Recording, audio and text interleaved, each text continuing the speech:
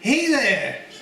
It is I and my dear but sinister friend Peter. Yes, the lefty. Who is left-handed, and we thought it would be interesting because Peter and I at some point were having a conversation about left-handedness and fountain pens in particular, which is interesting because I get a lot of questions from people asking me if they can use a fountain pen if they are left-handed, because there's a lot of misunderstandings and strange confusion about that, I think. So it's I thought it would be interesting to do a video, and I have been requested to do a video about this many times, but the problem is I am not left-handed, so it is very difficult. Exactly. And as I said to my friend Stephen, I said, of course Stephen, left-handers can use fountain pens. Exactly. I have living proof of this. Exactly. So it's exactly what we needed. So Peter was very kind in being here, so we should all thank Peter.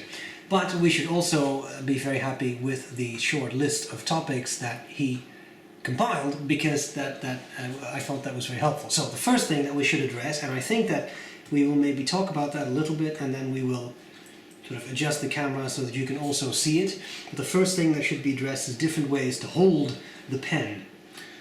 Yeah, there are normally, like, left-handed people will have three types of grips. One will be what we call the overhand. So in other words, you're sort of like this. The other one will be the side writer, and we'll see more of that, and the underwriter. I vary between an overwriter and a side writer. The underwriter I don't do that well. Just don't have enough coordination for that one. But back in my university days, I was a heavy-duty overwriter, and half the time I couldn't even read my writing, but that's fine. So would you say that does it make a difference for the legibility of the handwriting in general, what exact grip you use for you? I don't think so, Stephen. I think it's just a case of, how much will your wrist hurt at the end of the day. I see. I have found that during university I would have my wrist would be hurting, and no, I did not use a fountain pen at university. I actually used a ballpoint.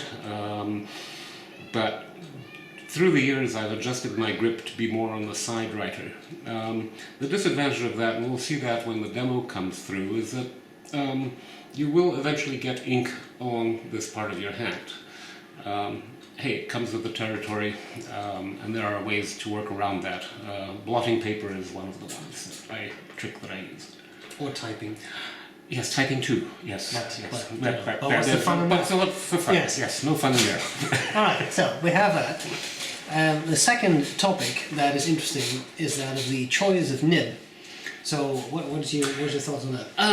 Okay, for me, I have always found that the fine nibs are extremely scratchy, and there is a really good discussion on that on Brian Goulet's site, where he actually explains what you're actually doing when you're writing with a left hand on a fountain pen. You're basically pushing against the paper as opposed to dragging. I found more comfort in medium nibs, and since actually, influenced by gourmet pens, Aziza, I've been experimenting with broader and broader nibs. There is, of course, a limitation there where there's so much ink that puts out, and we'll show that too with one of Stephen's pens, where it just becomes impractical. Right. So yeah, that becomes too much. Yes. Yeah. So it's really kind of... maybe the takeaway message is to find your sweet spot. Yes, and also the type of ink that you use. There are, and folks, believe me, I did not know this until a few years ago, but there are something called drier inks that will dry much faster. So you'll get a nice ink, and it'll dry faster compared to others. So sometimes what you might just have to do is go out and get samples or talk to people in the pen club or whatever, and they might be able to give you samples to play around with. Right. Well, I'm assuming that maybe the drier inks will be a little less. I think because they absorb into the paper better. They will have a drier flow to them. Right. And again, it'll depend on the pen and ink combination. Right. Yes, of course. Yeah. That's always the tricky part. Right. Yes. And then you may wipe out the ink less, and as a result. Yes. Yeah. No, that makes sense. And the final factor in the trifecta is the paper. Paper. Yes. Paper. Paper makes a huge difference. you'll see in the samples today, I'll have a recycled paper, and I'll also have an Apka paper.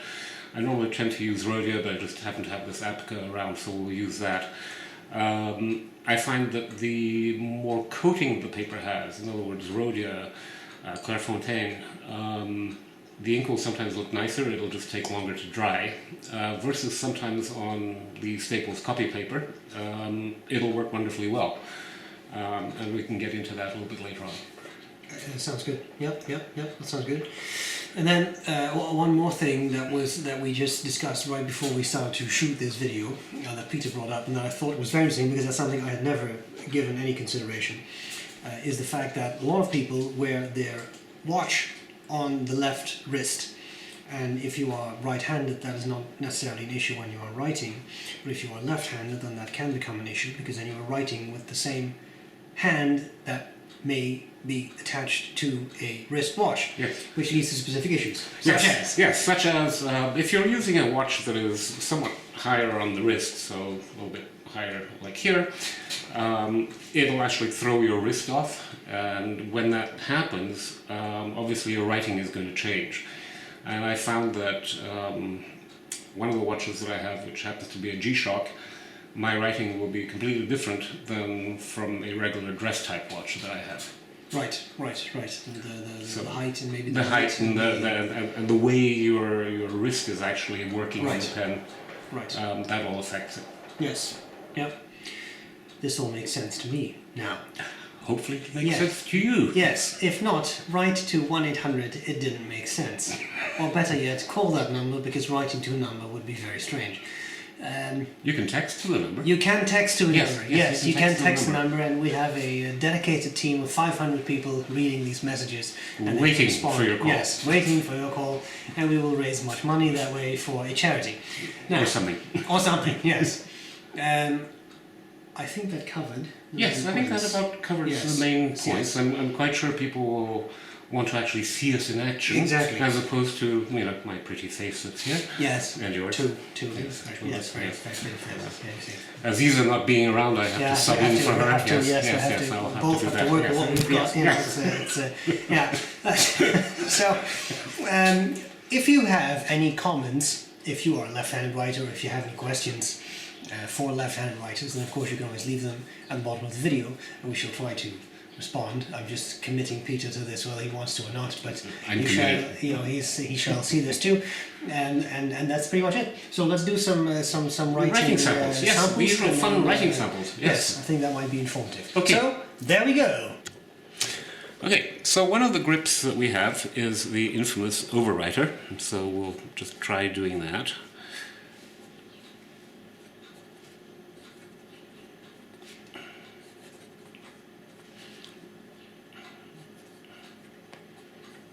Anyway, it really gets tiring after a while. So after a while what I've done is I've changed my grip to be more on the side writer. So for me it's much more comfortable.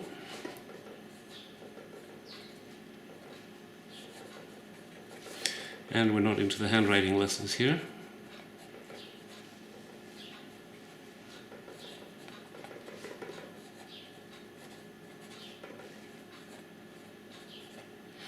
Of course, you have the underwriters, which are this way, but no, I'm too uncoordinated to do that.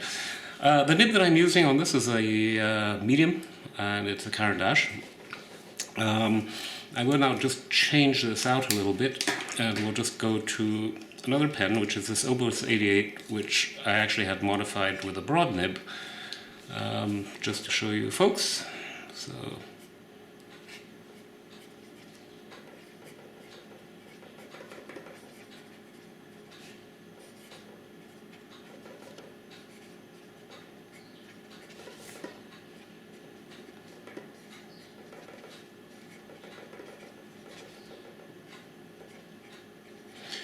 You will notice that sometimes my hand is just a little bit above the line. That avoids me doing the messy things. Now for my favorite pen, which Stephen has, which is my, I'd say it's where I die. This is what, Stephen? Is it triple broad or something? It's some I don't know. It's broad. It's broad. and it has red ink. And I really have problems with red ink, but we'll give this a try and see how it goes. And you see it is much broader than this one.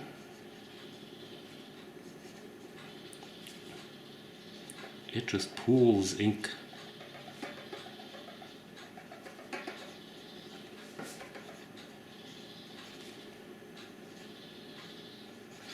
And of course, if you're going over a longer writing session, you can see what's going to happen. I've always had problems with red ink. What we will do you want to pause this a second? Sure. And I'm just switching over to a paper that's recycled. I have no idea where this came from. Actually, I do, but it's sort of a Boeing 787 thing that I got. This is actually not bad paper. This is actually for recycled paper. It is pretty decent. And we'll just go through the same little process again.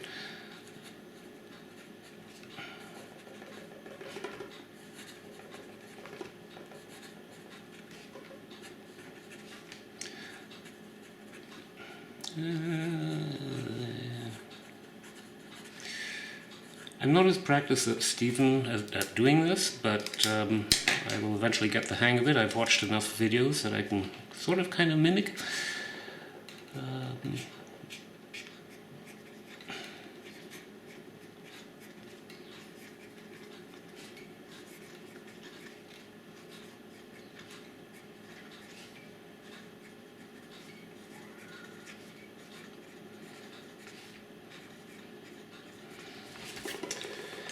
And then just for grins, we'll try this one again. And you might see what happens on a recycled paper where it's a little bit more porous.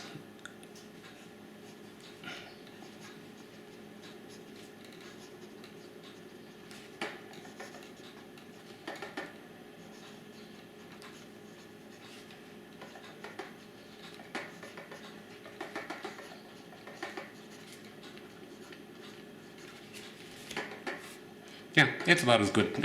Like I said, red inks for me, they're just disastrous, but that's okay. Use them if you want to. I tend to avoid them.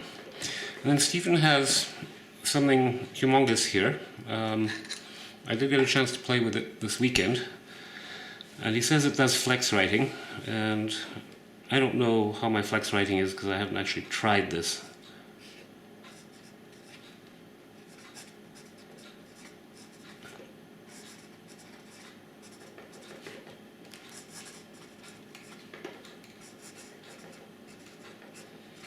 Yeah, this is a definite fail in the Peter flex writing thing.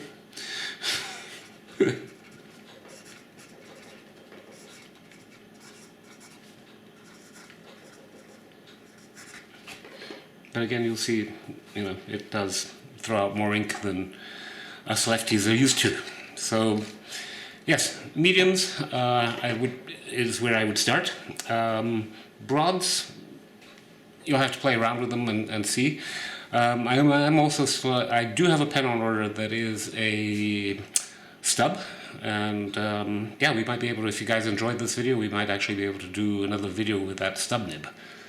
And that's about it. I don't know, Steve, anything else you want to cover off? No, I think that was good. That was good. Yeah, it sounds like a great way to some good suggestions. Let's do this. Okay. Okay, so the final thing that I think we should discuss is imagine you're a left-handed person. You want to use a fountain pen. You don't know where to start. You don't know if it's for you. What do you do? What would you do, Stephen? That is a good question. Is it? Yes, it is a very good question. My suggestion would be, if you want to start with something simple, go with a Platinum Preppy. And if you want to step up from that, I would suggest a Lamy Safari. The one advantage of the Safaris is the fact that you can actually change the nibs on them. So you can have fine, medium, broad. I think that's about it. I'm not sure if they've got any yeah, they do an extra fine, and they actually have a left-handed nib. They have left-handed nibs. Yes, they do. I never understood what makes them, but there is a left-handed nib. But yeah, so you can actually then buy for the price of the pen. You'll sort of add on the nibs as you go along, but that will give you a chance to experiment. The Safari also, some people like it, some people don't. Because it forces you into what they call a proper grip. That helps with positioning the pen. Some people find it really not that great. I at the moment don't have an opinion on it. I do have a Safari in my collection. I use it occasionally. And I used to have a medium nib on it, and I've moved it to a broad nib. So, yeah, there you go. I mean, at the end of the day, it's going to be the case of experimenting. It's a journey. I've been doing this now for a while. And But yeah, I'm still. Pizza did just turn 21. Yes, so it can't have been that long. yes. And I actually do pay a lot of money to get this grey hair. Yeah. But I still find it a journey. I still find things that I'm discovering things. Like I said, I would look. A couple of tips that I have. Look up Brian Goulet's site. He has an excellent discussion on left-handed nibs. Also, if you want to see different writing position for left-handed people, look up a place called nibs.com. They have a little section in there where they actually have pictures of what the left-handed positions are. So again, worthwhile to look at. Are your positions going to be exactly the same? No, they're not, but it'll give you an idea. And I think that about wraps it up, Stephen. Unless, no. And the final thing you could do, I think, is do what Leonardo da Vinci did, which is he was left-handed and clearly intelligent, and he wrote from right to left, and he just mirrored every letter. So he just wrote everything in reverse. And the one thing that we didn't mention, but it is worthwhile just showing to you. When I was using the recycled paper, you'll notice that the page on the right was actually upside down. And the reason I do that is because the metal bands in the middle of that booklet actually hurt this part of my hand. So I just tend to flip the book around, which is really interesting when somebody actually comes into an office and looks at what I'm doing and they say, "Oh, you're writing upside down now." You can say yes. Yes. But you're not really. I'm that good. I'm that good. I can do this. Go away. Yes, that sounds great. Yeah. Awesome. Well, we hope this was useful, and we will gladly see you later. Yes. And leave comments below. Yes. Leave comments and Peter will answer them. Yes. I do answer.